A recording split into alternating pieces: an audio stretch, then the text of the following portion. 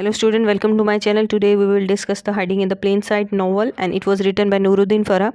Nuruddin Farah, he was the Somali writer जो कि Africa से बिलोंग करता है और आफ्टर 1960 जो सिविल वॉर हुई उसके बाद he didn't go back to his native country Somalia, and we will discuss about the critical analysis, themes, symbols, important issues and historiography which played a major role in the formation of this novel. His work has been translated in almost 17 languages, and these are the important themes of this novel. We will discuss one by one. Narration technique and style and third person point of view he discussed in this novel. And Bella, she was the protagonist of this novel, and Nuruddin Farah, he discussed the Bella's views, perspective, and occasionally drafting to one to another character. And it's very important to know about this novel that it's a autobiographical novel. In the start of this novel, um, it was a starting point when there is the news of the death of the R, who was the brother of the protagonist Bella.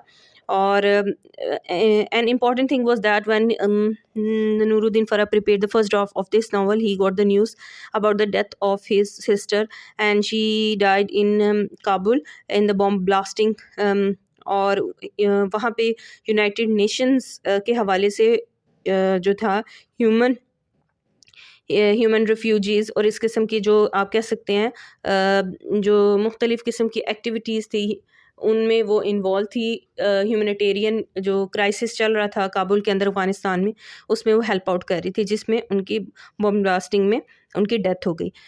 He was very इसके we can say he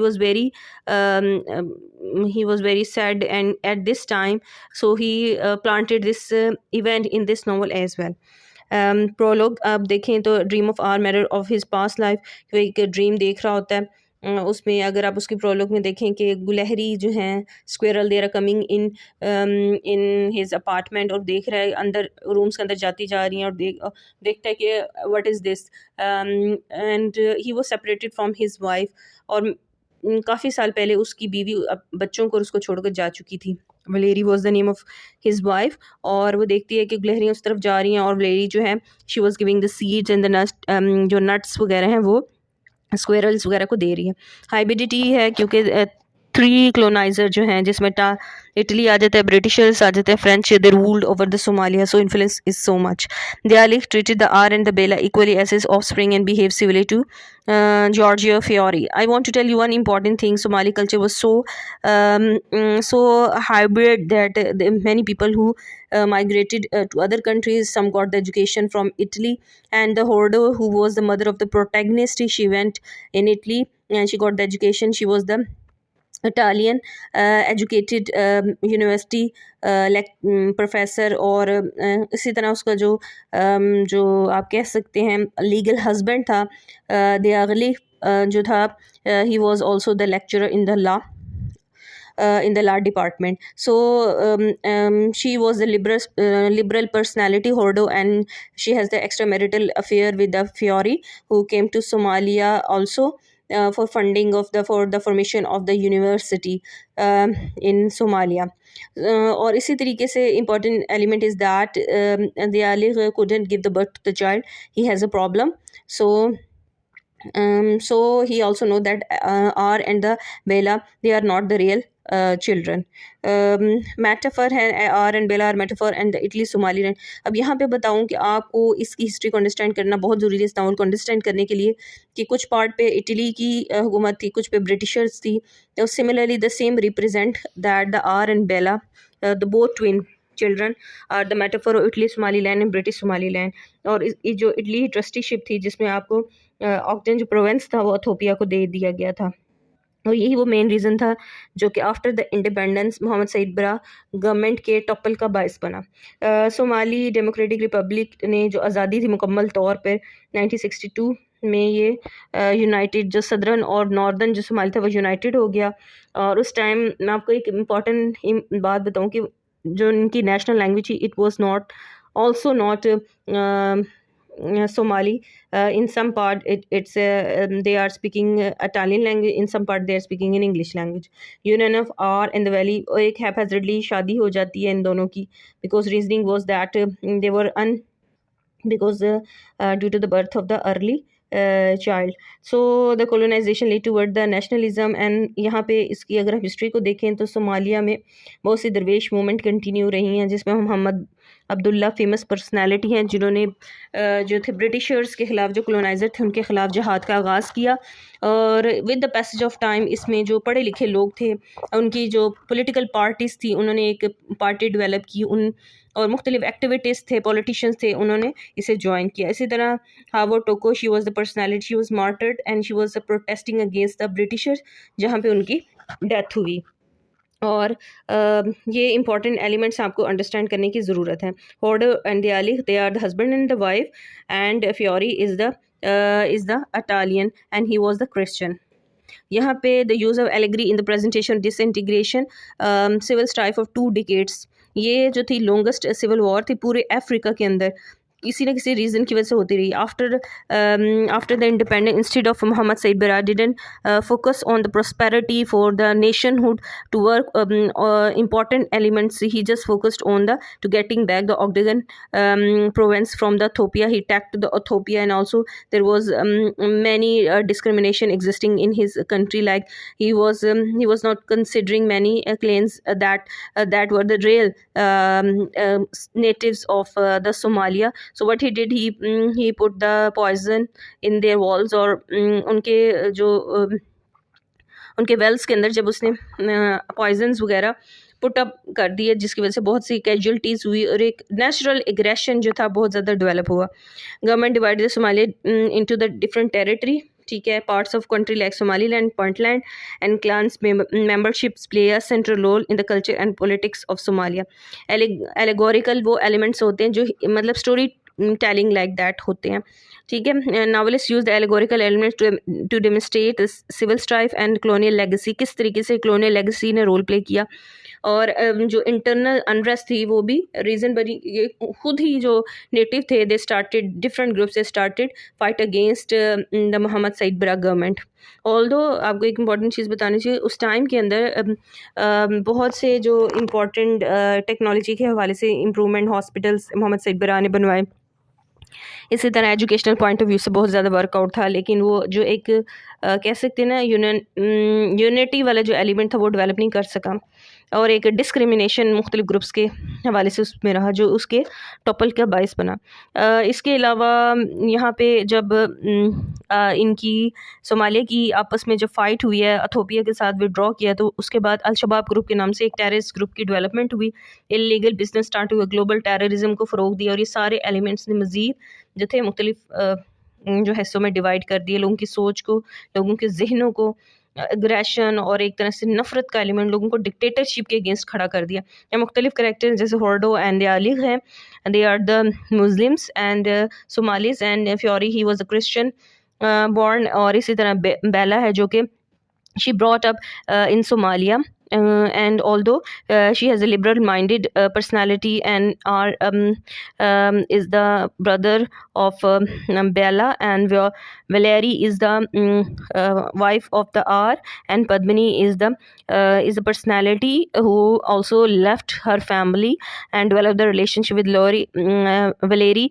and Valerie and the Padmini, they have the transgender relationship, and Dhaba and the Salif, 2 kids, they are the children of Larry and R. So these are the major character we discussed in further discussion. Disintegration of Somali identities, जब आपकी इतनी ज़्यादा fragmentation आपकी society में होगी तो लोगों की पर्सनालिटीज़ भी फ्रेगमेंट करेंगी, आपकी कम्युनिटी भी फ्रेगमेंट, आपकी नेशन जो है वीक होना स्टार्ट हो जाएगी। ये सारे एलिमेंट्स से, इसी वजह से जब ये सिविल वॉर अनरेस्ट रही तो जो होडो थे, she took her children in the Kenya refugee camps, and then she moved towards the Canada where she died, and they are like, but gave the preference to live in the Somalia. Multilingualism was famous because they didn't decide what should be the real language and the national language for the Somalia, because to some northern and southern part they were speaking Italian and also English language. And similarly, R is a character who knows the different language multilingual personality, and when he was in Somalia, he was speaking Italian language, English in Canada, and French in the Geneva. So Valerie was fluent in the English, and they are the two opposite personality who were united in the relationship, haphazard relationship. She was always fighting with her employees and firing them, or as compared to her, was a very calmful personality. History of Somalia. Three colonizers are important: Italy, British, and French. And I already told you about the Ogden province that was attached due to the Italy trusteeship, और किस तरीके से उन्होंने इसके टुकड़े किए Somalia के, और थोपिया को दिया, और नॉर्दर्न फ्रंटियर डिस्ट्रिक्ट थी वो कीनिया को दे दिया. That's why there was always the clashes with the Kenya and Ethiopia with the Somalia. And the Wuji and was a French colony, or in 1977 it maintained its autonomous part. It's all about and the history of Somalia. You should know about it. इसी तरह हम अगर displacement of Somalis को देखें hiding in the plain side में, तो we will get no कि किस तरीके से मोहम्मद सईद बरा की जो गवर्नमेंट आई, और उसकी वजह से ये होता है जो नेटिव थे बहुत ज़्यादा इफेक्ट किया. इसी वजह से जैसे होडो थी वो मूव की अपने बच्चों के साथ, और बेला के साथ, आर के साथ, वो पहले कीनिया मूव कर गई, वो रेफ्यूजी कैंप में उसने बना ली, और वहाँ से वो कनाडा मूव कर गई, वहीं उसकी डेथ हुई. इसी तरह जो डिस्प्लेसमेंट एलिमेंट है, रूटलेसनेस, बहुत ज़्यादा कॉमन है, क्योंकि जब आप इतनी ज़्यादा सिविल अनरेस्ट होगा तो आपका जो मेजॉरिटी जो आपकी पॉपुलेशन है वो माइग्रेट करेगी एक जगह से दूसरी जगह, अमेरिका, कनाडा, इसी तरह मुख्तलिफ़ कंट्रीज़ में. जैसे लाइक नूरुद्दीन फरा. इसी तरीके से civil war divided the Somalis in local and diaspora. ठीक है, कुछ लोग जो है नेटिव, जैसे कि होडो का जो हस्बैंड था दयाली, वो जो उसने प्रेफरेंस दी थी कि सोमालिया में रहने को, होडो ने जो है मूव कर दिया था. इसी तरह बहुत ज़्यादा अगर आप देखें Somalis of cosmopolitan world owing the chauvinism and under democratic nature like Bella character. अब ये ऐसे लोग थे जो बहुत ज़्यादा प्रेजुडिस रखते थे उसके कस्टम से, सोमालिया के वैल्यूज़ से, उसकी नॉर्म से, उसका इस्लामिक कल्चर, और यही वजह है when she decided to choose the career as the model. तो जो होडर था उसने तो, उसकी मदर ने तो उसकी हौसला अफजाई की, लेकिन दयालिक ने इसको as against of the Islamic values और consider it as equal to the prostitution कहा. So these are the things which shows the mindset of the Somalis, and also the influence of the different colonies, different colonial powers on these people. आपको हमेशा पता है कि जब colonizer जब किसी भी जगह किसी भी कंट्री को क्लोनाइज्ड कर रहा होता है तो उसे साइकोलॉजिकली तौर पे बहुत ज़्यादा डैमेज करता है, हाइब्रिडिटी क्रिएट करता है, जो कि एज के होमी के बाबा जो है वो कहता है पॉजिटिव होती है. ये नेचुरल प्रोसेस होता है हाइब्रिडिटी के, आपका जो फॉरेन कल्चर और जो लोकल कल्चर है वो आपस में मर्ज होता है और फिर इस तरह थर्ड स्पेस डेवलप होती है. लेकिन यहाँ पे इसका जो है नेगेटिव इफेक्ट हुआ है बहुत ज़्यादा हाइब्रिडिटी क्रिएट होने की वजह से. उनका जो अपनी जो नेचुरल और ऑर्गेनिक जो कल्चर था वो जो है सप्रेस हो गया, सब्जुगेटेड हो गया. No place on the earth more narrow minded और शेवनिस्टिक देन द सोमालियस. और जो उसका फादर था और बेला का, वो कंसिडर करता था कि सोमाली ऐसी प्लेस है फियोरी के जो कि बहुत ज़्यादा प्रेजुडिस है और इसमें इतना ज़्यादा फ्रीडम नहीं है करियर ग्रोथ के हवाले से और व्यूमेन एम्पावरमेंट के हवाले से, और व्यूमेन के आप कह सकते हैं फेमिनिस्टिक पॉइंट ऑफ व्यू से वो सोच रही थी बेला. और इसी तरह उसका जो फादर था इसको जो था इनकरेज करता था इन चीज़ों को.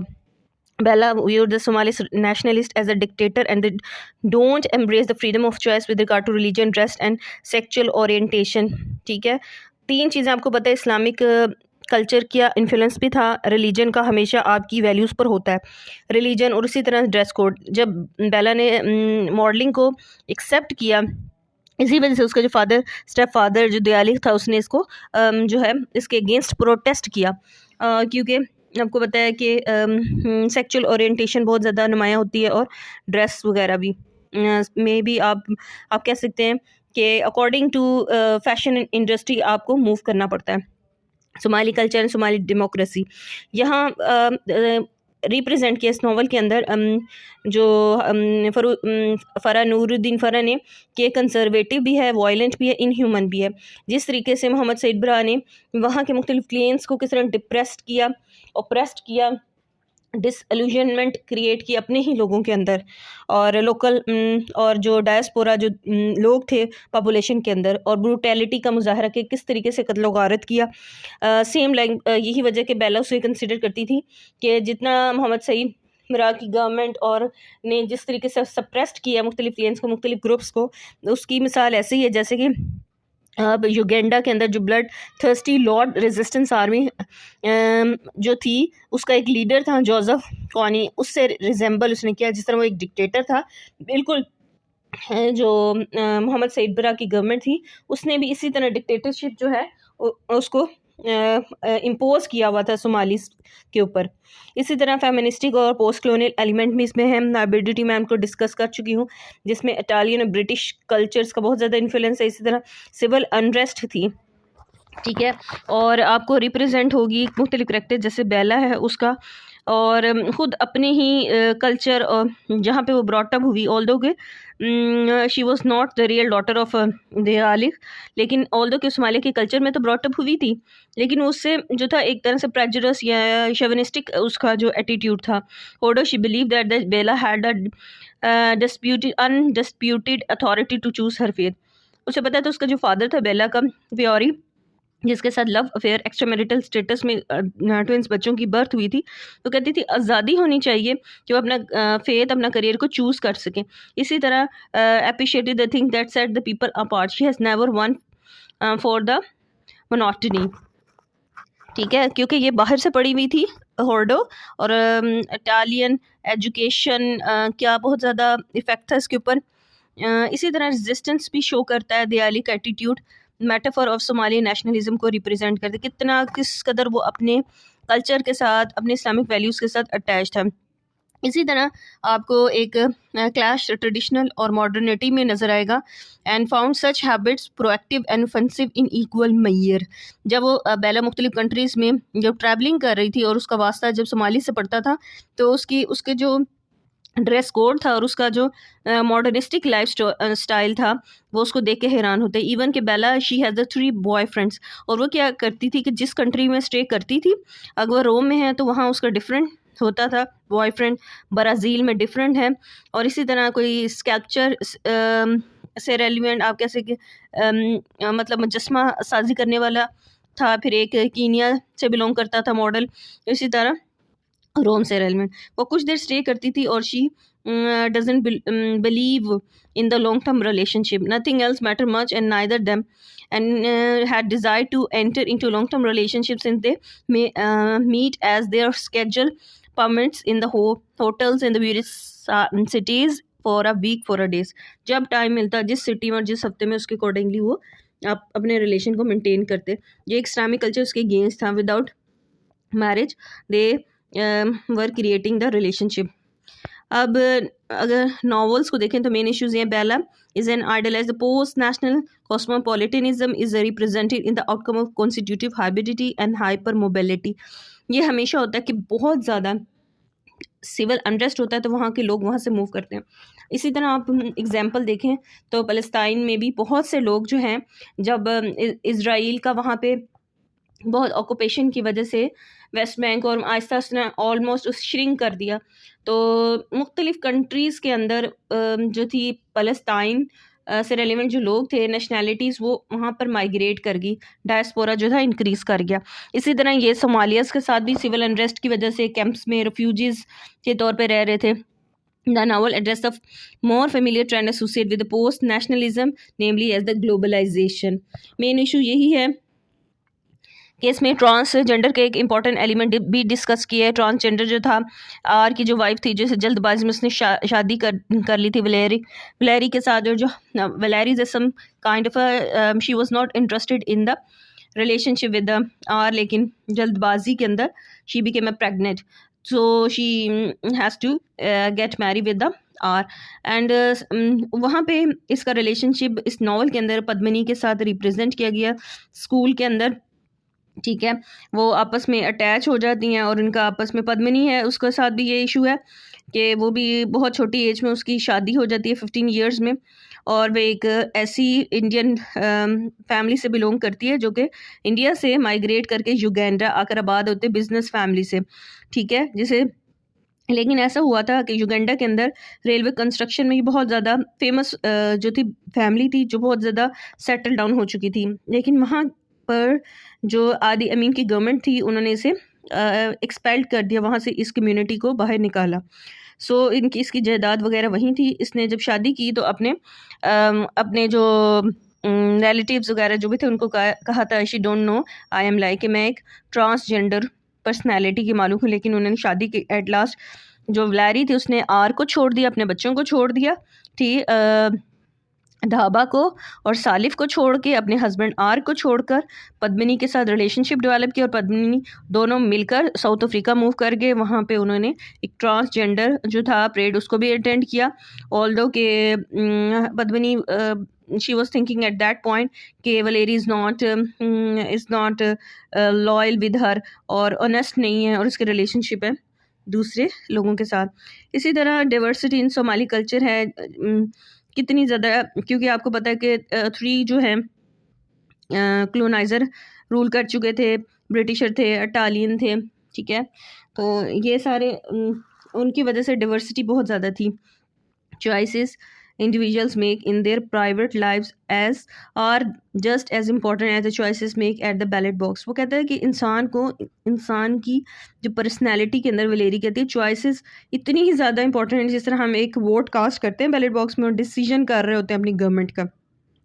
होमोसेक्चुअलिटी के बहुत एलिमेंट, जैसे पद्मिनी और वलेरी का आपस में रिलेशनशिप रिप्रेजेंट करता है। Padmini is a मैटाफोर of fragmentation की, कितनी डिस्टॉर्टेड हो चुकी थी सोमाली सोसाइटी और सोमालिया जो लोग थे, कितना ज़्यादा फ्रेगमेंटेशन जेंडर के हवाले में से, रेशियल डिस्क्रिमिनेशन और सेक्चुअल डिफरेंसेस प्रिवेल कर रहे थे। And suspicion of Padmini about the Valery also lead the fragmentation of lesbian relationship and there marriage. और इसी तरह ऑल्दो कि उन्होंने शादी कर मतलब आपस में रिलेशनशिप जो मेंटेन कर लिया और उनकी शादी भी होगी पद्मिनी और वलेरी की ट्रांसजेंडर के हवाले से, लेकिन फिर भी उनके अंदर भी मिसअंडरस्टैंडिंग का एलिमेंट मौजूद था। इसी तरह nationalism in as a injustice, जैसे पद्मिनी जाके वहाँ पे जो युगांडा के अंदर जो है पद्मिनी अपना टेक ओवर करना चाह रही थी अपनी प्रॉपर्टी वगैरह, लेकिन इसे राइट हासिल नहीं थी। She say Somalis are by God every single one of them. इसी तरीके से वो लेस्बियन रिलेशनशिप रिप्रेजेंट करते हैं, सिंबल ऑफ सोमालिया। आपको पता है जो लेस्बियन रिलेशनशिप होता है अननेचुरल होता है, ठीक है, सेम लाइक दैट। तो हर चीज़ अननेचुरली तौर पर सोमालिस के अंदर, उनके कल्चर के अंदर प्रिवेल कर रही थी। अब मेजोरिटी आप किसी भी अब देखें कि इंडियन कल्चर के अंदर ही एग्जांपल देख लें कि ट्रांसजेंडर का क्या स्टेटस होता है, पाकिस्तानी सोसाइटी के अंदर आप देख लें, इसी तरह मिस्र के अंदर आप देख लें उनके साथ क्या क्या प्रॉब्लम्स होते हैं, ट्रांसजेंडर क्या क्या इश्यूज़ हैं। सो पॉलिटिकल एंड कल्चर लेवल पर मुख्तलिफ इशूज़ प्रिवेल कर रहे हैं। रेफरेंसेस ऑफ यहाँ पे मैं आपको एक माइनर सा जो एक एलिमेंट नज़र आया था वो मैंने यहाँ डिस्कस कर लिया है, ठीक है। इसी तरह ऐसा हुआ था कि वहाँ पे बार के अंदर जो कि ट्रांसजेंडर को फैसिलिटेट करते थे, क्या करते थे, बाहर से यूरोपियन कंट्रीज़ के अंदर से मुख्तलिफ जो लोग थे ट्रांसजेंडर वो आते थे, तो वहाँ पे एक बार होता था, बार इन हेवन के नाम से। वहाँ पे वो लड़कियों को, ट्रांसजेंडर लड़कियों को सप्लाई कर रहे होते थे। वहाँ जो थी पुलिस रेड करती है और वहाँ पे पकड़ के उसको बंद कर देती है।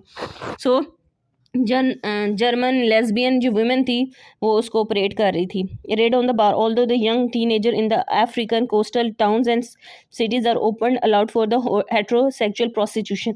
सेम लाइक जो फ्रांस फेनॉन कहता है कि हमारे जो अफ्रीका के जो हैं बीचेस वगैरह को क्लोनाइजर जाने के बाद इन्हें एज अ ब्रूथल के तौर पर अमेरिकन्स के लिए और यूरोप के लिए हमें बना दिए। Instead of investing in the industrialisation they are just focusing on the tourism. ऐसा पोस्ट कलोनियल एस्पेक्ट्स को भी देख लें। सब्जुगेशन ऑफ सोमाली कल्चर आपको रिप्रेजेंट हो रही है, disintegration in form of rejection of Somali culture like a liberal citizen expected threat from the Shabab to come his way the day he arrived in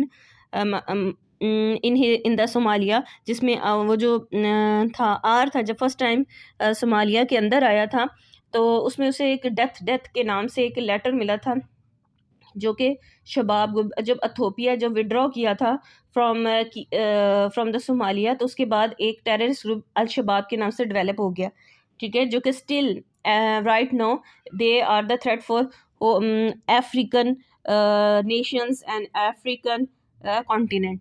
सो जब वो आया और मुकदोशो के अंदर उसके अंदर उसे टेररिस्ट अटैक किया गया और उसकी डेथ हुई। Bella's travelling in Somali refugees in different. अब यहाँ मैं एक बात बता दूँ, ऑल दो कि शी वॉज वेरी लिबरल, लेकिन रूट्स जो थी सोमाली कल्चर की मौजूद थी। जब उसे अपने भाई की डेथ का पता चलता है तो वो फ़ौरन मूव करती है कीनिया नैरोबी, और उसे धाबा और सैलिफ की फ़िक्र होती है अपने भतीजे और भतीजी की।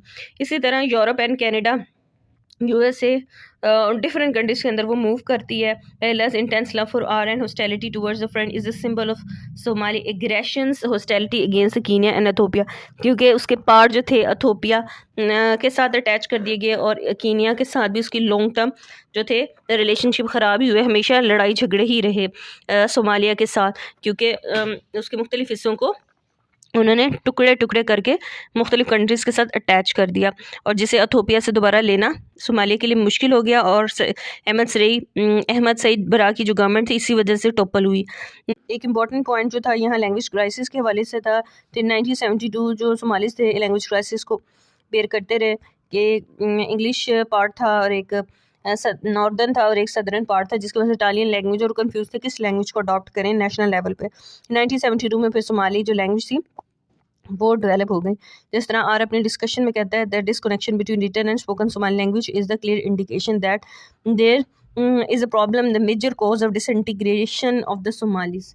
इसी तरह रेशल डिस्क्रिमिनेशन बहुत ज़्यादा, जैसे कि अहमद सईद बरा की जो पॉलिसीज़ थी वही, और इसी तरीके से देखते हैं कि जब भी कोई ब्लैक या एफ्रो बंदा जो है यूरोप के अंदर मूव कर रहा है, लोग उसे अजीब नज़रों से उसके ब्लैकनेस को देख रहे होते हैं। तो स्कैंडेवियन जो वुमेन थी chase the male teenager in the Gambia and the Cape Town, South Africa के अंदर उस लड़के का पीछा करना शुरू हो जाती है मशकूक, सिर्फ इस वजह से उसका रंग काला होता है। Global Somalis are facing the discrimination due to the ethnicity and nationalities along with the disintegration of society, and Bella's lament that there are still tribal and clan differences are the reality। कि इतनी तरक्की और globalisation के बाद, technology के बाद, हमारा जो माइंडसेट है still we are conservative. Discrimination Somalis in the Kenya, which is the charming due to the progress in digital mass communication, transport and cosmopolitan Nairobi। ये ऐसे cities और ऐसे मुल्क हैं जहाँ पे बहुत ज़्यादा डेवलपमेंट आपको नज़र आएगी। and the other cities in the world as illustrated by foreign cuisine and the global world outlet। कि तरक्की ये नहीं है कि आप वहाँ पे फॉरेन कुजीन आपको नज़र आ रहे हैं, वहाँ आउटलेट नज़र आ रहे हैं, दे आर डेवलप, लेकिन इनके जो माइंड सेट होते हैं they are very important. So this is all about the Nuruddin Farah important points of the novel Hiding in the Plain Sight. I hope you understand. Thank you very much.